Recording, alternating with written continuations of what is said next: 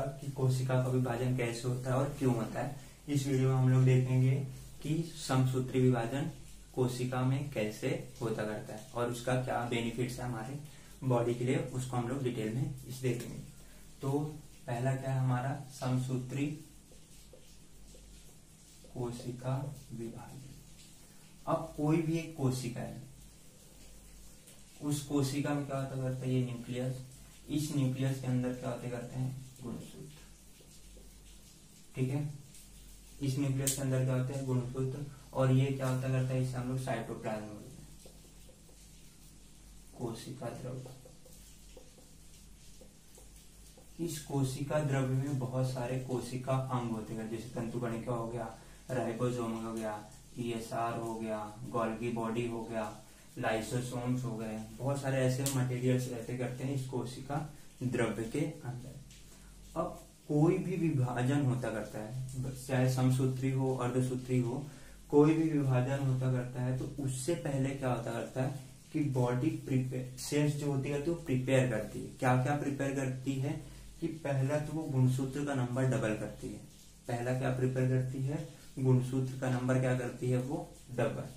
अभी देखते हैं थोड़ा सा कुछ टर्म्स यहाँ पे समसूत्री विभाजन में इंपॉर्टेंस होते हैं, वो टर्म्स को हम लोग देखते हैं। तो जैसे यहाँ पे मैटरनल और यहाँ से मदर और वो पैटर्नल फादर, तो यहाँ से क्या होंगे, कितने गुणसूत्र आएंगे 23, ऐसे समझ लो 23 गुणसूत्र आ रहे हैं। ठीक है, एन नंबर 23 गुणसूत्र, और यहाँ पे से भी कितने आएंगे 23। ठीक है, समझ लो 23 मतलब ऐसे 23 आ रहे होंगे।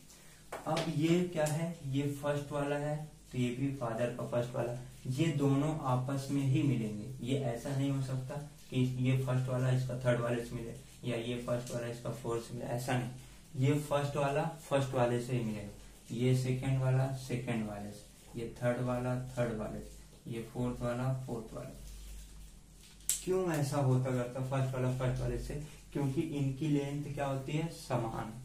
इनके पास, इसके पास जो जीन है उसके पास भी यही जीन है। जीन मतलब क्या, जनुक, जो जनुक इसके पास है वही जनुक इसके पास, जो काम ये करता है वही काम ये भी करता है।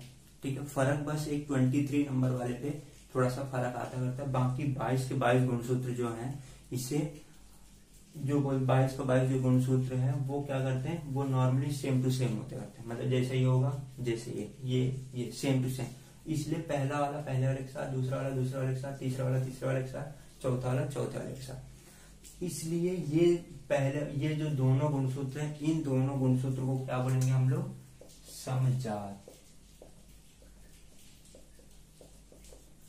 समजात गुणसूत्र, या जिसे इंग्लिश में बोलते हैं homologous, homologous chromosome. Homologous chromosome का मतलब समझा कि ये दोनों क्रोमोसोम क्या है होमोलोगस। मतलब क्या, होमो मतलब क्या सेम टू सेम, लोगस मतलब क्या न्यूक्लियस, जिनका nucleus same to same. Nucleus मतलब क्या कि इनमें जीन्स, इनके जीन्स की जो पोजीशंस होगी वो क्या होगी सेम। जैसे यहाँ पे समझ लो फॉर एग्जाम्पल आंख का कलर डिसाइड करने के लिए यहाँ पे जीन है, तो इसका भी जीन यहीं पे आंख का कलर डिसाइड करने का। बॉडी का रंग यहाँ पे डिसाइड करने का है तो यहाँ पे भी बॉडी का रंग डिसाइड। मतलब क्या, होमो मतलब क्या सेम, लोगस मतलब सेम स्थान पर क्रोमोसोम जो है वो है। ठीक है, तो इसका डेफिनेशन क्या होता है, जिनका स्ट्रक्चर और फंक्शन सेम, जिनका स्ट्रक्चर और फंक्शन सेम हो उसे होमोलोगस क्रोमोसोम या फिर समजात गुणसूत्र कहते हैं। ये तो नॉर्मल कंडीशन हो गई। हमारे अंदर कितने होते हैं, सिर्फ 46। अब जब भी कभी सेल को डिवाइड करना होता है, तो सेल को डिवाइड करना है तो सेल, हमारी सेल्स क्या है 2n, तो ये क्या बनना चाहती है 4n। रीजन क्या है, क्योंकि ये समसूत्री, समसूत्री का बेसिक फंडा क्या होता है 2n से 2n बनना। अब यहाँ पे सोचो, अगर इसके पास 2n, अगर ये पहले ऐसे ही डिवाइड हो जाती है nn हो जाएगी, क्योंकि इसको इक्वल, लेकिन यहाँ पे 2n तो नहीं मिला, तो इसके पास एक ऑप्शन है कि यार पहले क्या करते हैं हम लोग कि इसको डबल करते हैं। तो 2n को क्या करेंगे 4n, फिर देखो इसको डिवाइड कर लेगा 2n से 2n। मतलब जो पहला स्टेप होता है वो क्या होता है, कोशिका का जो गुणसूत्र होता करता है उसका नंबर डबल करना। अब अपने पास कितने थे 46, तो 46 का डबल कितना करेंगे 92। इस प्रकार से क्या करेंगे डबल। तो अब डबल कैसे करते हैं, अब यहाँ पे क्या होगा, ये लोग ऐसे एक एक क्रोमोसोम्स बढ़ा देंगे, ऐसे 23 में होगा, ठीक है, ये नहीं कि सिर्फ एक में हो रहा है, ऐसे मिलाकर के ऐसे 23 गुणसूत्र में ऐसा होगा। तो अब देखो सब जगह क्रोमोसोम नंबर डबल हो गए, मतलब क्या अभी हम लोग क्या हो गए 4n हो गए। अब जब ये नया वाला बना है, ये वाला और ये वाला, ये दो, ये वाला नया है, ब्लैक वाला जो बना है वो क्या है, नया है, ये पुराना था। अब ये दोनों को क्या बोलते हैं हम लोग, सिस्टर क्रोमैटिड। क्या बोलते हैं, सिस्टर क्रोमैटिड। इसे सिस्टर क्रोमैटिड क्यों बोलते हैं, क्योंकि देखो ये दोनों मतलब बहनी बहन है एक तरह का साथ में, तो इसलिए इसे क्या बोलते हैं, सिस्टर क्रोमैटिड। समझा, सिस्टर क्रोमैटिड का मतलब क्या हो गया कि यहाँ पे जो पहला जो क्रोमोसोम था उसमें एक नया क्रोमोसोम आ गया, तो अब ये दोनों क्या बोलेंगे, सिस्टर। सेम यहाँ पे ये दोनों को क्या बोलेंगे, सिस्टर क्रोमैटिड। ऐसा नहीं ये वाले और ये वाले को सिस्टर क्रोमैटिड, नहीं, ये वाला सिस्टर क्रोमैटिड, ये सिस्टर क्रोमैटिड, ये सिस्टर, ये सिस्टर। अब क्या होगा, तो ये सिस्टर क्रोमैटिड समझा और होमोलोगस समझा, ये दोनों होमोलोगस, ये दोनों होमोलोगस, ये दोनों होमोलोगस। अब नेक्स्ट स्टेप देखो कि जब ये डिवाइड हो जाएंगे, समझ लो ये डिवाइड हो गए, ठीक है, जब हम लोग पढ़ेंगे एनाफेज, वहां पे जब ये डिवाइड हो जाएंगे तो ये ऐसे हो जाएंगे अलग। अब ये दोनों डिवाइड हो गए तो इन दोनों का नाम क्या हो जाएगा, अभी संतति गुणसूत्र। क्या नाम हो जाएगा, संतति गुणसूत्र, जिसे इंग्लिश में क्या बोलते हैं हम लोग, डॉटर क्रोमैटिड। तो तीन चीज में डिफरेंस पता चला अपने को। पहला सिस्टर क्रोमैटिड क्या होता है, होमोलोगस क्रोमोसोम क्या होता है, डॉटर क्रोमैटिड। तो एक एक को देखते हैं।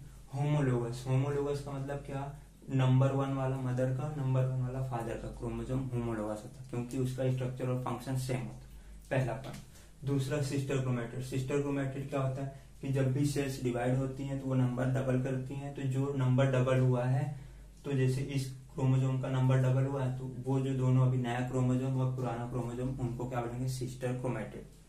फिर जब सेल डिवाइड हो जाती है, मतलब कि जब क्रोमोसोम सेपरेट हो जाते हैं, तो क्रोमोसोम जब सेपरेट हुआ तो वो सेपरेटेड वाले को, अब ये नहीं कि इसका वाले को बोलेंगे, नहीं, ये जो डिवाइड हुआ तो ये डॉटर क्रोमैटिड, ये भी दोनों डिवाइड हो जाएंगे तो ये भी दो डॉटर क्रोमैटिड बनेंगे।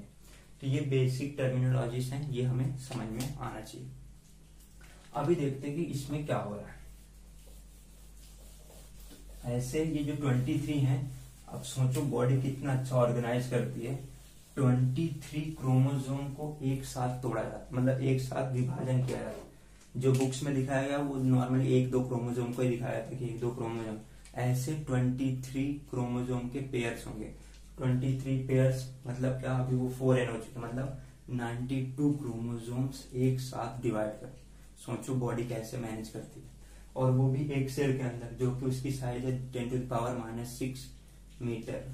तो बहुत अमेजिंग है ये। अभी हमारा आ गया समसूत्री विभाजन। तो समसूत्री विभाजन में देखो क्या है यहाँ पे कि पहला हमारा बॉडी क्या कर लिया, 2n से 4n बना लिया, प्रिपरेशन कर लिया। कैसे किया वो बता दिया तुम लोग को। अभी 92 हो गए। अब देखते हैं कैसे विभाजन होता। अभी हम देखते हैं कि हमारा समसूत्री विभाजन कैसे होता है। तो हमने प्रिपेयर कर लिया, सेल्स को पूरा प्रिपेयर कर लिया। क्या कर लिया हमने कि क्रोमोसोम, क्योंकि क्रोमोसोम का नंबर इज डबल करना सबसे इंपॉर्टेंट, तो हमने 2n से 4n कर लिया। अभी स्टेप्स देखते हैं। तो समसूत्री विभाजन के बेसिक 2 स्टेप हैं। पहला केंद्रक विभाजन, जिसे कैरियो काइनेसिस कहते हैं, और इसे साइटोकाइनेसिस। कोशिका द्रव्य विभाजन,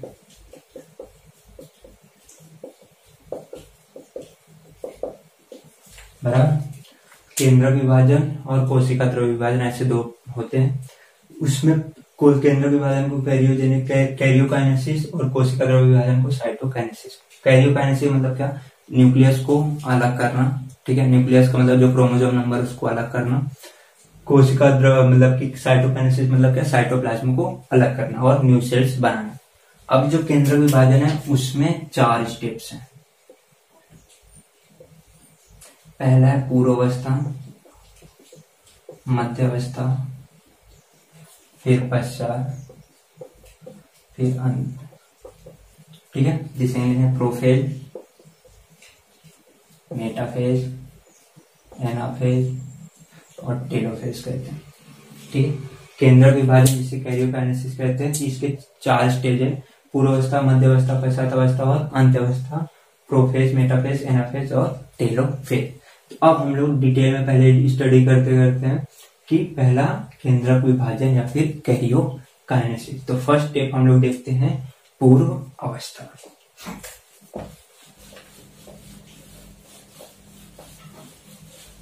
फर्स्ट स्टेप क्या है हमारा? पूर्व अवस्था।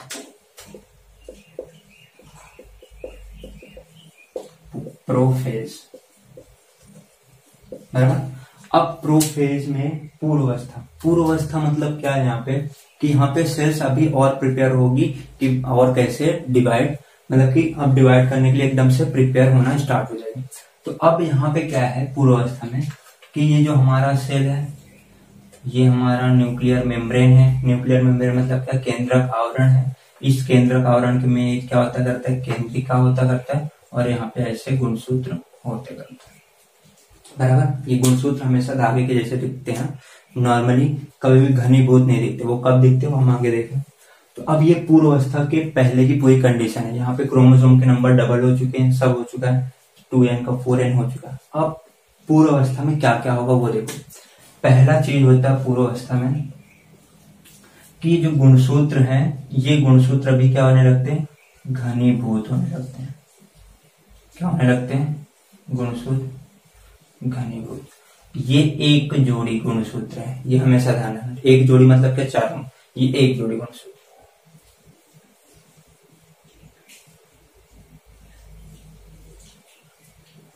ठीक है, हम लोग 2 जोड़ी गुणसूत्र का डिस्कस करें। ठीक है, पहला स्टेप क्या होता करता है? घनीभूत या फिर वलयीभूत या फिर घनीभूत जिसे बोलते हैं, इसे कंडेंसेशन बोलते हैं। मतलब क्या? क्रोमोसोम्स क्या हो जाते हैं? एकदम कंडेंस हो जाते हैं। कंडेंस मतलब क्या? एकदम से पास पास क्रोमोसोम्स आना स्टार्ट हो जाते हैं और एकदम से घना स्ट्रक्चर बनाते हैं। ये पहला स्टेप होता है। दूसरा स्टेप क्या होता है कि ये जो हमारा केंद्रिका है, जिसको न्यूक्लियोलस कहते हैं, ये धीरे धीरे ऐसे गायब होने लगते हैं। ठीक है, मतलब क्या क्या हो सकता है? दूसरा केंद्रिका या फिर न्यूक्लियोलस क्या होता है? डिसअपियर होने लगता है। मतलब क्या? कम, मतलब गायब होने लगता है। मतलब अभी हुआ नहीं है, होना स्टार्ट हो जाता है। नेक्स्ट स्टेप आती करती है थर्ड स्टेप कि ये जो केंद्रक आवरण है ये भी गायब होना स्टार्ट हो जाता है। मतलब केंद्रक आवरण भी क्या होने लगेगा? अभी गायब होना स्टार्ट हो जाएगा। मतलब केंद्रक आवरण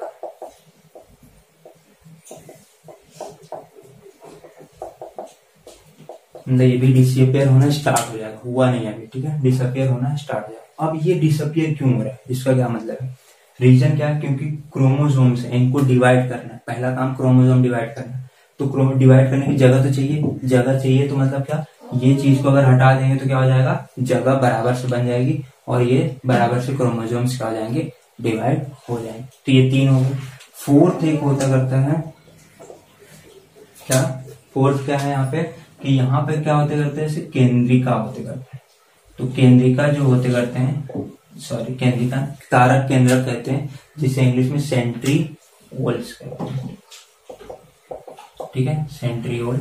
अब ये सेंट्रियोल क्या करते हैं? होने लगते हैं कि ये अपोजिट पोल में जाना स्टार्ट हो जाते हैं। ठीक है, नॉर्मली समझ लो कहीं यहाँ पे रहे होंगे दोनों, अभी दोनों स्टार्ट कर देंगे। एक इधर जाने लगा, एक इधर जाने लगा। ठीक है, या फिर अगर यहाँ पे रहे होंगे तो ये दोनों ऐसे एकदम अपोजिट पोल में आना स्टार्ट हो चुके। अपोजिट पोल में जाने लगे, स्टार्ट कर दिए। अपोजिट पोल मतलब यहाँ पे कोशिका पोल के इधर जाना स्टार्ट कर दिया। तो ये हमारा हो गया पूर्व अवस्था, प्रोफेज। प्रोफेज में क्या हुआ? वलीभूत हुआ, घनीभूत मतलब कंडेंसेशन हुआ क्रोमोसोम का। फिर केंद्रिका गायब होना स्टार्ट हुई, डिसअपियर हो गई, केंद्रक आवरण गायब होने लगा, तारक केंद्रक अपोजिट पोल में जाने लगा। तो ये हमारा हो गया फर्स्ट स्टेज। सेकेंड स्टेज क्या है? मध्य अवस्था,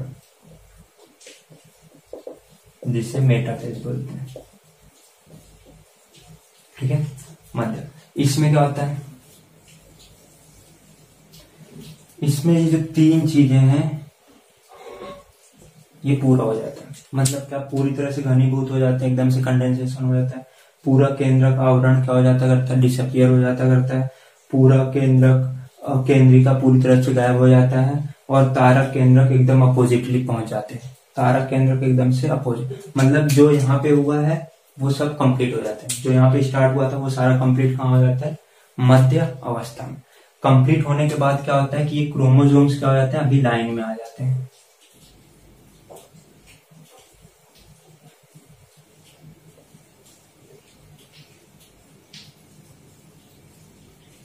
ये क्रोमोसोम्स क्या आ गया? अभी एक लाइन, मतलब विषुवत-वृत्तीय प्रतल, मतलब कि एकदम मिडल लाइन पे ये लोग आ जाते करते हैं। ठीक है, मिड प्लेट जिसे बोलते हैं, उधर पे क्या हो जाते करते हैं? एक इक्वेटोरियल प्लेट पे आ जाते करते हैं। और ये क्या हो गया? यहाँ पे सेंट्रियोल्स यहाँ पर पहुंच चुके थे।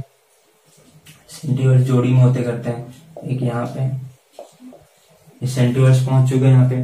अब ये सेंट्रियोल्स क्या करते करते हैं? यहाँ से कुछ प्रथिन यहाँ पे चिपकाते करते हैं, मतलब यहाँ पे प्रथिन शीट के ऊपर लगाते हैं। ये प्रथिन को क्या बोलते हैं हम लोग? स्पिंडल फाइबर, हिंदी में से तुर्क तंतु कहते हैं। ठीक है, स्पिंडल फाइबर या फिर तुर्क तंतु कहते हैं। तो देखो, प्रोफेज का जो यहाँ पे स्टार्ट हुआ तो वो सब यहाँ पे कंप्लीट होता है। पहला ये हो गया। दूसरा कि यहाँ पे गुणसूत्र क्या होते करते हैं? एक मेन प्रतल पर आते हैं। ये पहले से बताया, ये गुणसूत्र कितने हैं? ये एक जोड़ी, ये दो जोड़ी, मतलब सिर्फ अभी तक दो ही जोड़ी गुणसूत्र। यहाँ पे चार गुणसूत्र नहीं है। ठीक है, दो जोड़ी, मतलब ये दो हो समजात गुणसूत्र और ये दोनों समजात गुण, मतलब समझ लो ये नंबर 1 और ये नंबर 2। ऐसे 22 का और ऐसे 21 का और हो रहा होगा इसी कोशिका के अंदर एट द टाइम। सोचो कितना है अमेजिंग है, मतलब एक छोटी सी कोशिका में इतना कैसे विभाजन हो रहा था बराबर वो भी। ठीक है, तो यहाँ पे ये समझा, ये डिसअपियर, मतलब सारे ये काम हो गया पूरा। फिर यहाँ पे जो हमारा ये तारक केंद्रक या फिर सेंट्रियोल था वो क्या हो गया? उससे प्रथिन निकली, जिससे स्पिंडल फाइबर बोलते हैं। और क्या दूसरा नाम क्या है इसे? तुर्क तंतु कहते हैं। ये क्या आ गया? यहाँ पे आकर के अटैच होते हैं, जिसे सेंट्रियोल बोलते हैं। क्या बोलते हैं? सेंट्रॉइड। ये जो हमारा क्या है? सेंट्रोमियर। ठीक है, सेंट्रोमियर, हिंदी में से गुणसूत्र बिंदु। तो ये गुणसूत्र बिंदु पर क्या हो जाते करते हैं? आकर के अटैच हो जाते हैं। ये हो गया मध्य अवस्था। मध्य अवस्था में ही गुणसूत्र को स्टडी किया जाता है। मध्य अवस्था में क्या किया जाता है? गुणसूत्र का स्टडी। क्यों? क्योंकि मध्य अवस्था में ही गुणसूत्र पूरी तरह से ये हो जाते हैं, ये पूरी तरह से गायब हो जाते हैं। तो मतलब अच्छा क्लियरिटी दिखता करता है यहाँ पे मध्य अवस्था में। तो गुणसूत्र का अध्ययन करने के लिए अगर पूछा है तो कौन सी अवस्था में किया जाता है? मध्य अवस्था। तो ये हो गए हमारे पूर्व अवस्था और मध्य अवस्था। अभी हम देखते हैं दो अवस्थाएं।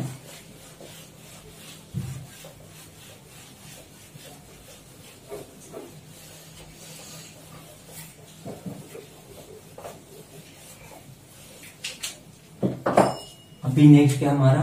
पश्चात अवस्था, जिसे हम लोग एनाफेज कहते हैं। अब देखो वहां पे क्या हुआ था? ये हमारी सेल है, न्यूक्लियर मेम्ब्रेन गायब हो चुका था। यहाँ पे वो सेंट्रियोल्स थे,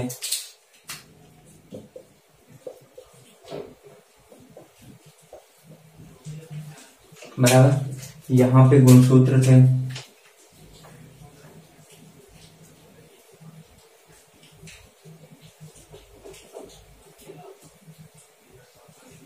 एकदम मिडल में। अब क्या हुआ यहाँ, और ये सब पूरा मध्य अवस्था का केस। ठीक है, यहाँ पे गुणसूत्र बिंदु पर आकर के ये क्या होगा?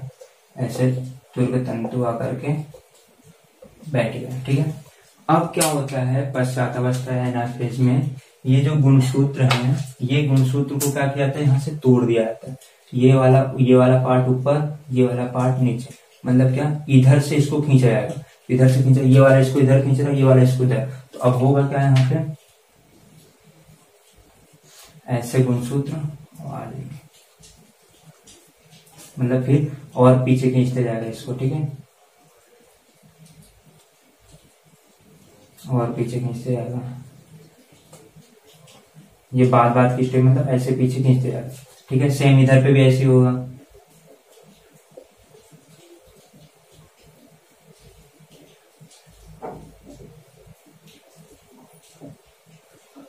सेम यहाँ पे भी होगा,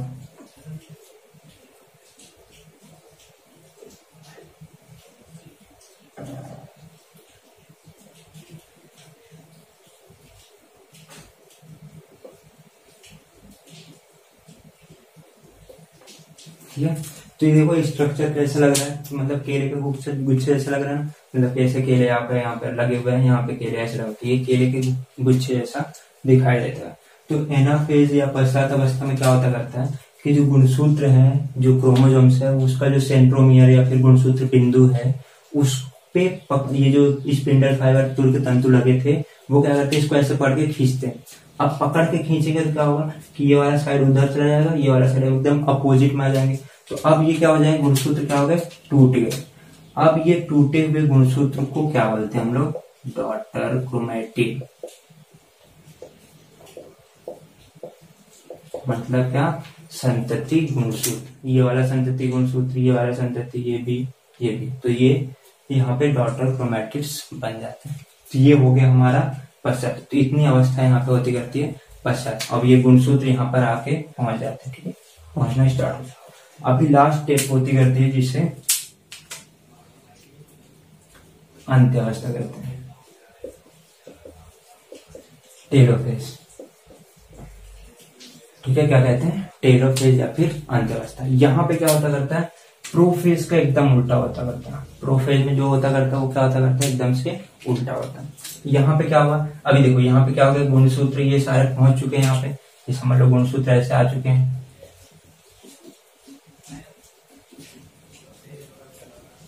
ठीक है। ये गुणसूत्र ऐसे आ चुके हैं दोनों अपोजिट में, ठीक है, गुणसूत्र आ चुके हैं। अब क्या होगा यहाँ पे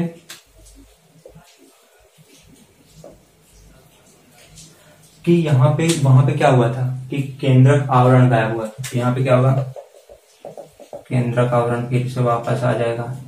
वहां पे क्या हुआ था, केंद्रिका गायब हुआ, तो केंद्रिका वापस आ जाएगा, सेम दोनों जगह पे सेम होगा। फिर क्या होगा, वहां पे गुणसूत्र का घनीभूत हुआ था, तो अब यहाँ पे गुणसूत्र क्या हो जाएंगे, ये घनीभूत था, तो अभी फिर गुणसूत्र ऐसे ऐसे हो जाएंगे,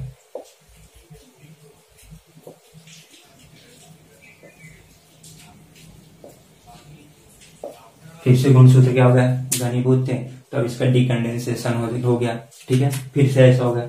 और इस प्रकार से ये अंत्य अवस्था में इतना होता है, ठीक है। और दूसरा ये क्या थे, स्पिंडल फाइबर थे, स्पिंडल फाइबर भी गायब हो जाएगा। जो केंद्रिका थे, केंद्रिका भी अभी मतलब कि ये यहाँ पे इनकी भी जोड़ी बनी होगी, इनकी भी जोड़ी, तो ये यहाँ पे आ जाएंगे। तो ये हो गया अंत्य अवस्था, ठीक है। तो जो पूर्व अवस्था में गायब हुआ वो सब चीज अंत्य अवस्था में वापस आ जाते हैं। तो ये हो गया अंत्य अवस्था में, इस प्रकार से भी हमारी कोशिका दिखाई देगी। यहां तक हमने केंद्रक का विभाजन कर लिया। अभी नेक्स्ट स्टेप में हम लोग देखते हैं कोशिका द्रव्य का विभाजन कैसे होता है। तो अंत्य अवस्था के जस्ट बाद की स्टेप है, अंत्य अवस्था में क्या है, जस्ट बाद की स्टेप। तो पौधों में क्या होता है, प्लांट में, मतलब क्या, प्लांट में अगर देखा है तो क्या होता है कि इनके बीच में दरार आ जाती है, दरार या एक प्लेट आती करती है अंत्य अवस्था के पश्चात, जब कोशिका द्रव्य का विभाजन, अभी हम कोशिका द्रव्य विभाजन देख रहे हैं, ठीक है। तो जब वो आती है तो यहाँ पे जो पौधों में होता है, तो वहां पे पौधों में क्या होता करता है कि बीच में क्या हो जाता करता है, एक प्लेट आती है। जैसे एक प्लेट आएगी तो अब देखो ये एक ऊपर कोशिका बन गई, एक नीचे कोशिका, इस प्रकार से क्या हो गई, दो कोशिका बन गई। ये कहाँ पे होता है, पौधों में। लेकिन एनिमल्स में क्या होता है वो देखो, ये हमारी नॉर्मल कोशिका, मतलब कि ये हमारी ऐसी कोशिका, ठीक है। यहाँ पे दो केंद्र बराबर, यहाँ पे। अब फिर नेक्स्ट स्टेप क्या होगा, बीच में एक छोटा सा, मतलब ऐसे अंदर ही अंदर दरार पड़ते जाएगा सेंटर की ओर, ठीक है। फिर नेक्स्ट स्टेप क्या होगा, और दरार गहरी हो जाएगी और क्या हो जाएंगी, दो कोशिका बन जाएगी। ये कहाँ पे होता है, एनिमल में, मतलब मनुष्यों में या फिर जानवरों में इस प्रकार से होता करते हैं।